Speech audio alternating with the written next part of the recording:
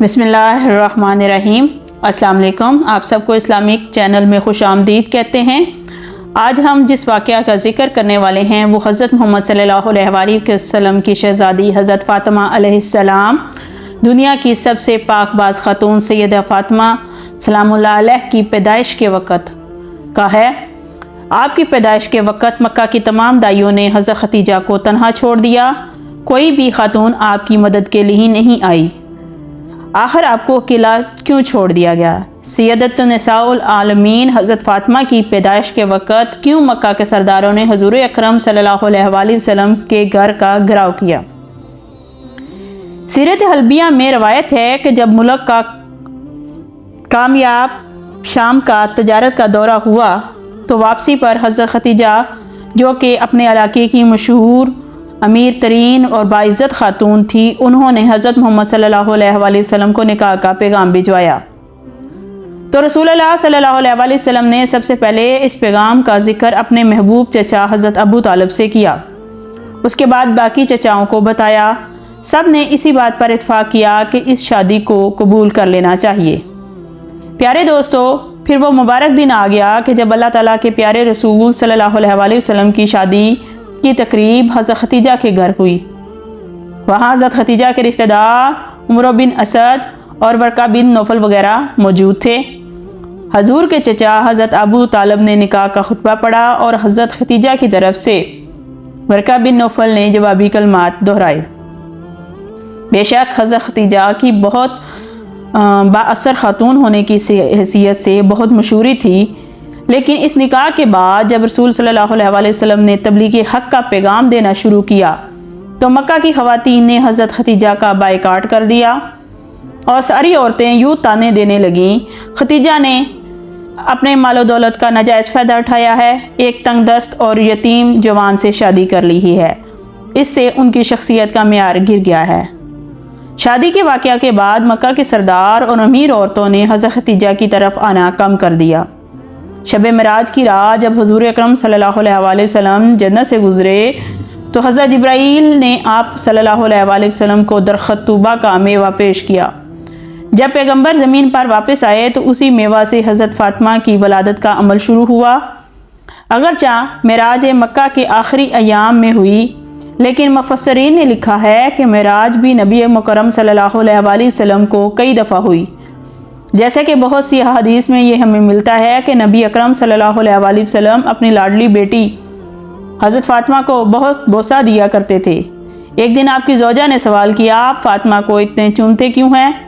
تو نبی اکرم صلی اللہ علیہ وآلہ وسلم نے فرمایا، جب بھی فاطمہ کو بوسہ دیتا ہوں تو مجھے اس میں سے جنت کی خوشبو آتی ہے۔ اس حدیث کو امام بخاری، امام سیوطی اور امام طبری کے ساتھ ساتھ تقریباً تمام حدیث کتب میں بیان کیا گیا ہے۔ عظیم مولود نے پاک بہشتی میووں پر مشتمل غذا کے زیر اثر نبی آخر الزمان جیسے والد اور حضرت ختیجہ جیسی پرہیزگار والدہ سے 20 جمادی الثانی کو دنیا میں قدم رکھا۔ آپ سورۃ کوثر کی تفسیر بن کر آئیں جس سے مخالفین کے طعنے اور مذمتیں ناکام ہو گئی۔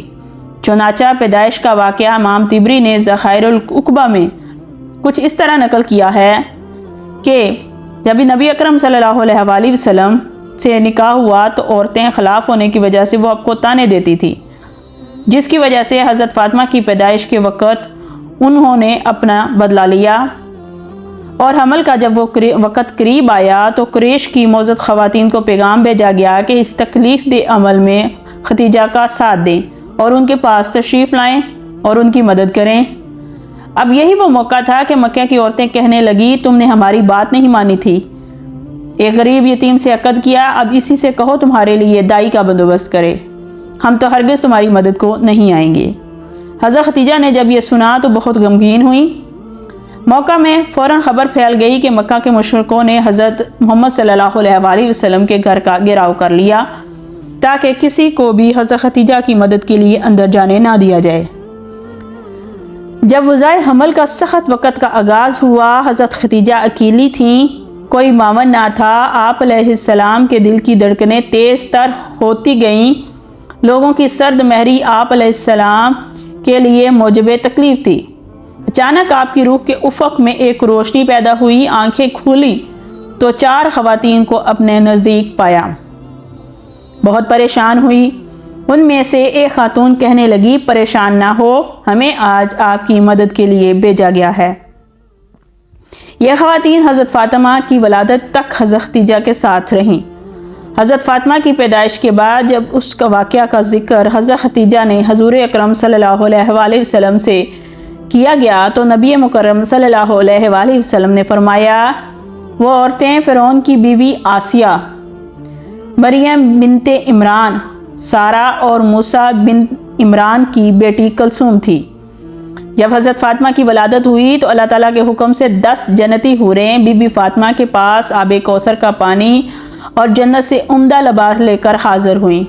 ان حوروں نے بی بی فاطمہ کو آب کوثر کے پانی سے غسل دیا، جنت کے لباس میں لپیٹ دیا۔ اس وقت اچانک آسمان پر ایسا نور روشن ہوا، ایسا نور فرشتوں نے کبھی بھی نہیں دیکھا تھا۔ ان 4 عورتوں نے حضرت بی بی فاطمہ کو حضرت ختیجہ رضی اللہ تعالیٰ عنہ کی گود میں دیتے ہوئے یہ الفاظ بولے کہ یہ تمہاری بیٹی طاہرہ ہے، خدا ان کی نسل سے حضور اکرم صلی اللہ علیہ وآلہ وسلم کی نسل بڑھائیں گے۔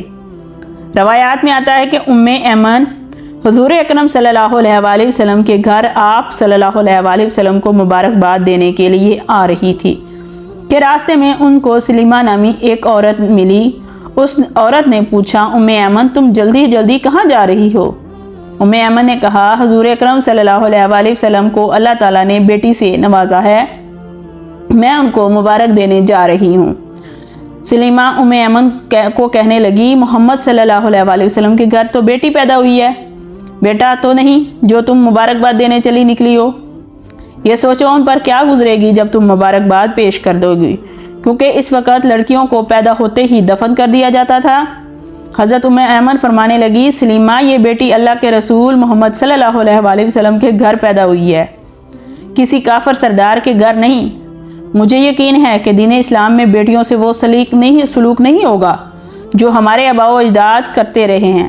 ام ایمن کی باتیں سن کر سلیمہ کا چہرہ زرد پڑ گیا، کیونکہ سلیمہ کے گھر 3 بیٹیوں نے جنم لیا، لیکن سلیمہ کے خاوند نے تینوں بیٹیوں کو ہی زندہ دفن کر دیا تھا۔ یہ سلیمہ کے گھر میں ہی نہیں ہوا تھا بلکہ یہ عرب کے مشرکین میں رواج عام تھا۔ جب ان کے گھر کوئی بیٹی پیدا ہوتی تو اس کو مار کر یا پھر زندہ ہی زمین میں گاڑ دیا جاتا۔ عرب کے چند قبیلے تھے جو اپنی بیٹیوں کو پیدا ہوتے ہی دفن نہیں کیا کرتے تھے بلکہ ان کی پرورش لڑکوں کی ہی طرح کرتے تھے، لیکن زیادہ تر قبائل لڑکی کو پیدا ہوتے ہی دفن کر دیا کرتے تھے۔ سلیمہ بھی ام ایمن سے باتیں کرتے ہوئے اس کے ساتھ ہو رہی کہ دیکھوں تو صحیح یہ جن کی باتیں کرتی ہیں محمد، ان کے گھر میں کیا رواج ہے۔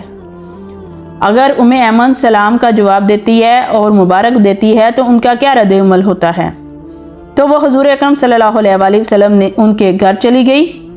جب یہ دونوں خواتین حضور اکرم کے گھر پہنچی تو کیا دیکھا کہ حضور اکرم اپنی گود میں مبارک بیٹی فاطمہ کو لیے بیٹھے ہیں، اس کے چہرے مبارک کو بوسہ دے رہے ہیں اور پیار کر رہے ہیں۔ تو ام ایمن اور ان دونوں نے بیٹی کی پیدائش پر مبارکباد دی۔ آپ نے خوشی سے ان کو خیر مبارک کہا اور ان کو خوش آمدید کہا۔ سلیمہ حضور اکرم صلی اللہ علیہ وآلہ وسلم کے قدموں میں بیٹھ کر ہزاروں قطار رونے لگی، چیخنے لگی، یا رسول اللہ صلی اللہ علیہ وآلہ وسلم آپ کا دین سچا ہے، آپ سچے ہیں، آپ کا خدا سچا ہے، آپ کا گھرانہ سچا ہے۔ اللہ تعالیٰ سے دعا ہے کہ ہمیں حضرت محمد صلی اللہ علیہ وآلہ وسلم کی سنت پر عمل کرنے کی توفیق عطا فرمائے، آمین۔